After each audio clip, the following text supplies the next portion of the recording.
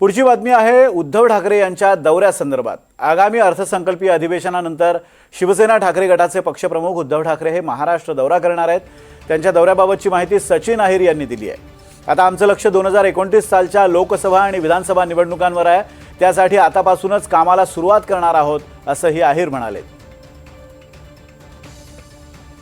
कारण कार्यकर्त्यांच्या भावना अशा आहेत की यावेळीच्या निवडणुका तुम्ही कार्यकर्त्यांनी नेत्यांवर दिला आणि साहेबांनी हे मान्य केलं की हो हे कार्यकर्ते नेत्यांचे ही होती, परंतु ज्या पद्धतीने राज्याचे मुख्यमंत्री 2-2 उपमुख्यमंत्री ह्याला जे मोठ्या प्रमाणावरती या निवडणुका घेतल्या म्हणून हे स्थानिकांच्या नेत्यांवरती अविश्वास होता। पण ह्याचा भाग असला तरी देखील जिल्हा परिषद निवडणुका झाल्यानंतर लवकरात लवकर पक्षप्रमुख आदरणीय उद्धवजींचा महाराष्ट्राचा दौरा या अधिवेशनानंतर ते करणार आहेत आणि परत संघटनेची तयारी आगामी लोकसभा आणि विधानसभेसाठी आम्ही सज्ज झालेले आहोत।